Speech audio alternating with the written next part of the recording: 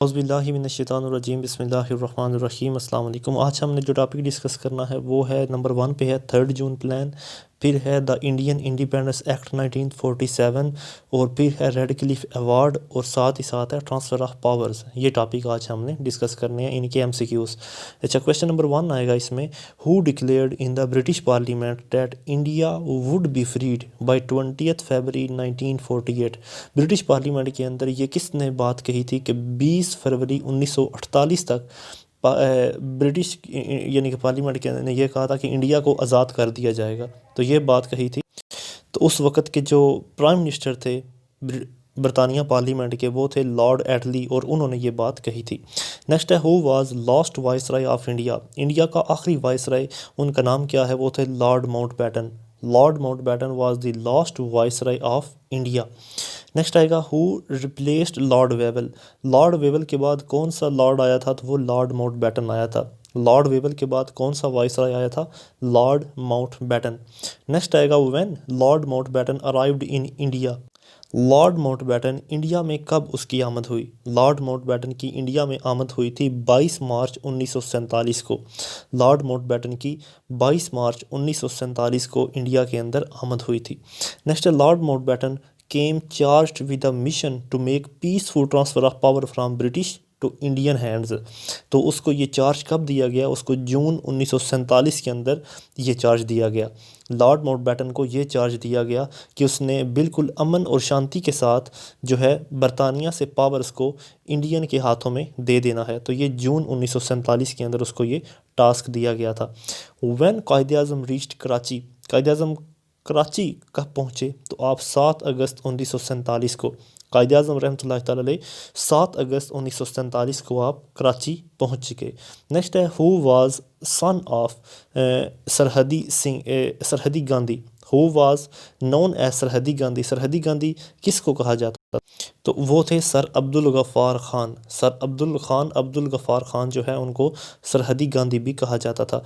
Next है, justice Din Mohammad and justice Mohammad Munir were the members of the boundary commission of Punjab on behalf of Pakistan. यानी कि पंजाब का जो पाकिस्तान का जो पंजाब वाला एरिया था, उसके हवाले से दो जस्टिस दीन मोहम्मद और जस्टिस मोहम्मद मुनीर, ये जो हैं ये मेंबर थे बाउंड्री कमीशन के पंजाब की तरफ से।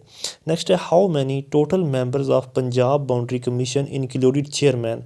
तो वो थे 5 members. How many total members of Punjab boundary commission including chairman, मतलब पंजाब बाउंड्री कमीशन के अंदर कितने मेंबर्स थे जिनको चेयरमैन दिया गया, तो वो थे 5। नेक्स्ट है, who had worked out a partition plan by the middle of April 1947। Who had worked out a partition plan, मतलब पार्टीशन प्लान का काम किसको दिया गया अप्रैल 1947 के अंदर, तो ये लॉर्ड को दिया गया था, लॉर्ड माउंटबेटन को। नेक्स्ट आएगा कि when working committee of Congress give its acceptance of the partition plan. Working committee जो थी कांग्रेस की, उसने अपना पार्टीशन प्लान कब एक्सेप्ट किया, तो वो है 1 मई 1947 को। 1 मई 1947 को उन्होंने अपना एक्सेप्टेंस दे दी कि वो पार्टीशन प्लान को कबूल करेंगे, 1 मई 1947 को। नेक्स्ट है, when partition plan was issued. Partition plan कब इशू किया गया, तो 2 जून 1947 को, मतलब होता ये है आई थिंक 3 जून है, 3 जून 1947 को पार्टीशन प्लान जो है ये इशू किया गया था। 3 जून 1947 को पार्टीशन प्लान जो है उसको इशू किया गया। नेक्स्ट आएगा कि partition plan is known as. Partition plan का दूसरा नाम क्या है, 3 जून प्लान। पार्टीशन प्लान का दूसरा नाम क्या था, 3 जून प्लान। नेक्स्ट आएगा, विच plan provided that the legislature of the Punjab and Bengal shall decide whether the provinces should be divided or not। तो ये 3 जून प्लान के अंदर डिसाइड किया गया था। Which plan provided that legislature of Punjab and Bengal shall decide whether the province should be divided और not, मतलब 3 June plan के अंदर इस बात के ऊपर गौर किया गया कि जो पंजाब और बंगाल ये दोनों सूबे हैं, इनको खुद मुख्तारी दी जाए कि क्या वो डिवाइड होना चाहते हैं या नहीं होना चाहते। नेक्स्ट है, विच plan provided that referendum shall be held in NWFP। मतलब वो कौन से प्लान के अंदर कहा गया कि NWFP जो सूबा है उसको रेफरेंडम के तहत डिवाइड किया जाए, तो ये बात हुई थी 3 जून प्लान के अंदर। 3 जून प्लान के अंदर ये बात हुई थी कि NWFP जो मौजूदा KPK है वहाँ पर रिफ़रेंडम करवा कर उनसे पूछा जाए कि वो पाकिस्तान के साथ मिलेंगे या इंडिया के साथ। नेक्स्ट आएगा कि which plan provided that states shall be free and independent to join one और अदर कंट्री। ये बात भी 3 जून प्लान के अंदर कही गई थी। 3 जून प्लान में ये बात कही गई थी कि जो स्टेट्स हैं इंडिया की उनको ये आज़ादी दी जाए कि वो किस को ज्वाइन करना चाहते हैं, इंडिया को या पाकिस्तान को। नेक्स्ट आएगा कि which plan provided at a boundary commission shall be set up after partition which will determine the boundaries of the two countries. तो ये भी बात कही थी 3 जून प्लान के अंदर। दोबारा सुने, ये जो 3 जून प्लान है, it provided at a boundary commission shall be set up after the partition which will determine the boundaries of to countries. मतलब एक बाउंड्री कमीशन जो है वो बनाया जाएगा जो कि दोनों ममालिक की बाउंड्रीज जो हैं उनकी जो आपस में सरहदें हैं उनको तय करेगा। नेक्स्ट आएगा विच plan provided eight military asset shall be divided among to countries. तो ये भी बात कही थी 3 जून प्लान के अंदर कि जो मिलिट्री पार्टीशन है, मिलिट्री के जो असासाजात हैं उनकी भी पार्टीशन होगी। ये भी बात 3 जून प्लान में कही गई थी। नेक्स्ट है how many boundary commissions were appointed to demarcate the boundaries between Pakistan and India. कितने बाउंड्री कमीशन जो है वो बनाए गए थे जिन्होंने मतलब बॉर्डर सेटअप करना था पाकिस्तान और इंडिया के दरमियान। तो वो 3 जो लोग हैं, मतलब 3 बाउंड्री कमीशन जो है वो बनाई गई थी। नेक्स्ट है who said that plan did not meet in some importance respect our point of view. तो वो कायदे आज़म मोहम्मद अली जिन्ना ने कहा था कि ये जो 3 जून प्लान है इसने हमारी जो मतलब ज़रूरियात हैं या हमारे जो नज़रियात हैं उनके ऊपर ये पूरा नहीं उतरा। तो ये कायदे आज़म के वो पॉइंट ऑफ व्यू थे। नेक्स्ट आएगा league council under whom directions ultimately accepted the 3 June plan but under protest. तो वो थी कायदे आज़म। दोबारा सुने कि league council under whom direction ultimately accept the 3 June plan. मतलब जो लीग कौंसल थी उसने अल्टीमेटली जो है 3 जून प्लान को एक्सेप्ट कर लिया था लेकिन प्रोटेस्ट के साथ। तो वो कायदे आज़म के थ्रू उन्होंने इसको एक्सेप्ट किया था। नेक्स्ट है red Cliff award was declared on. Red Cliff award जो है इसको कब डिक्लेयर किया गया? तो इसको 16 अगस्त 1947 को रेड क्लिफ अवार्ड को अनाउंस किया गया था। नेक्स्ट है to give effect to the plan of 3 June the British parliament on July 18 1947 passed which act. तो उन्होंने इंडियन इंडिपेंडेंस एक्ट जो है 1947 उसको पास किया था। 3 जून प्लान के असरात के बाद ब्रिटिश पार्लियामेंट ने 18 जुलाई 1947 को इंडियन इंडिपेंडेंस एक्ट 1947 को पास किया था। नेक्स्ट आएगा कि who was British prime minister at the time of creation of Pakistan. British का प्राइम मिनिस्टर कौन था जब पाकिस्तान और इंडिया बने? तो वो उस वक्त लॉर्ड एटली था। क्लेमेंट एटली उसका नाम है, लॉर्ड एटली नहीं, क्लेमेंट एटली। नेक्स्ट आएगा कि which act provided for the complete end of British control over Indian affairs from 15 अगस्त 1947। तो ये है इंडियन इंडिपेंडेंस एक्ट 1947।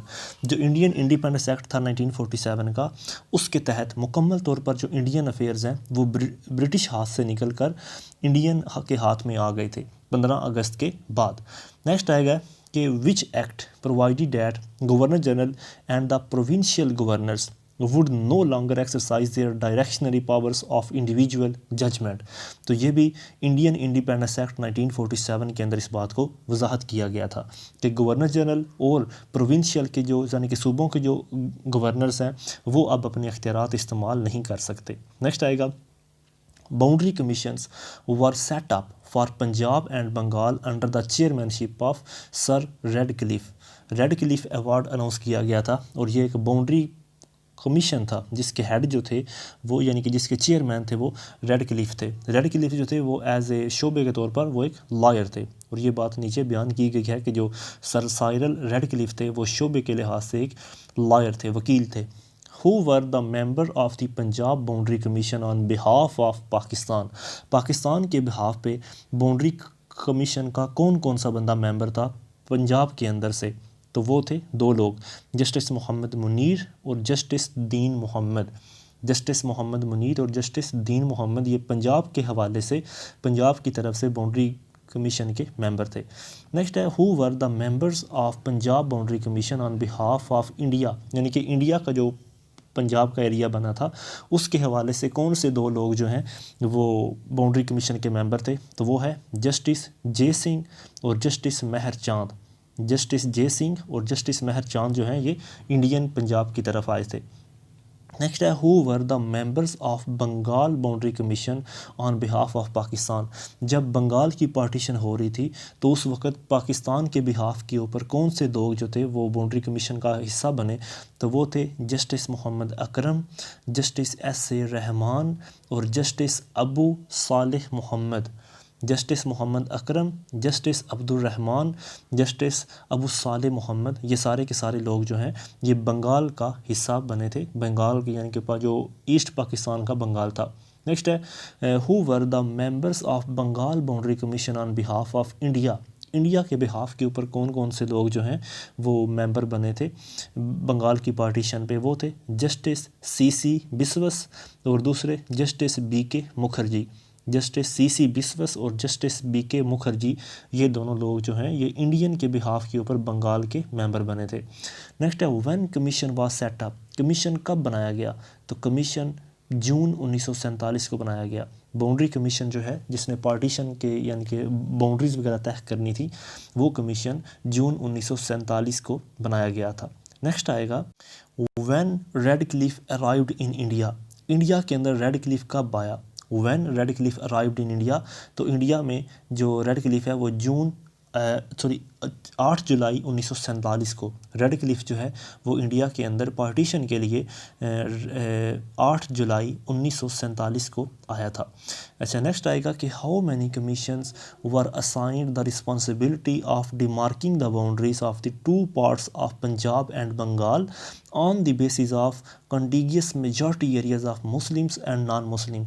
मतलब जो पंजाब और बंगाल के जो एरियाज़ हैं जिनको आपस में जुदा करना था, उनको किस हवाले से यानी कि ये किया गया कि एक तो मुस्लिम्स के हवाले से और दूसरा नॉन मुस्लिम के हवाले से जो है उनको डिवाइड करना था। तो इस हवाले से कितने कमीशन जो है वो बनाए गए, तो इस हवाले से 2 कमीशन बनाए गए थे, एक कमीशन पंजाब का, दूसरा कमीशन बंगाल का। नेक्स्ट आएगा who was keenly desirous to become the joint governor general of India and Pakistan.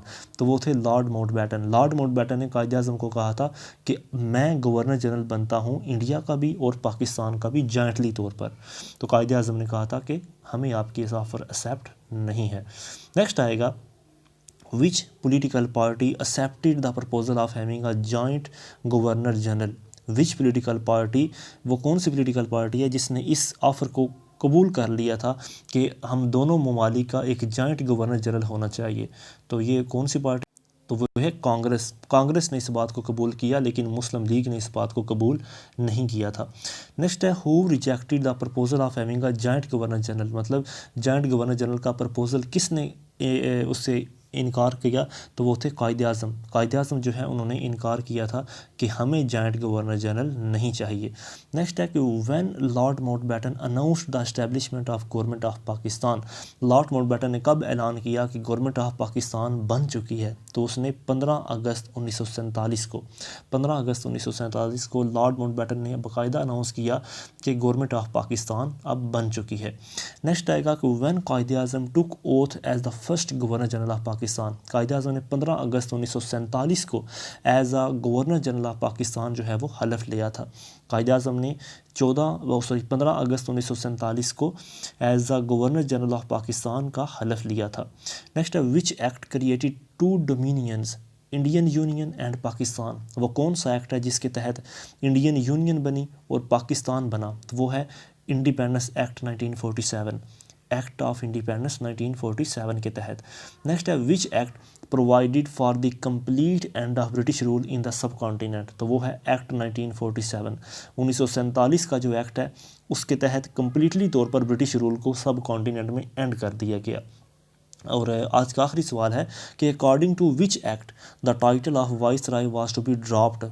किस एक्ट के मुताबिक जो है जो मतलब टाइटल है वाइसराय का उसको नीचे गिरा दिया गया, तो वो है एक्ट ऑफ पार्टीशन ऑफ 1947। जो पार्टीशन का या जो इंडिपेंडेंस का एक्ट था उसके तहत वाइसराय के जो मतलब इख्तियारात हैं या उसका जो टाइटल है उसको हटा दिया गया था। Thank you so much. आज के लिए इतनी, इंशाल्लाह बाकी हम नेक्स्ट वीडियो में डिस्कस करेंगे। अस्सलाम वालेकुम।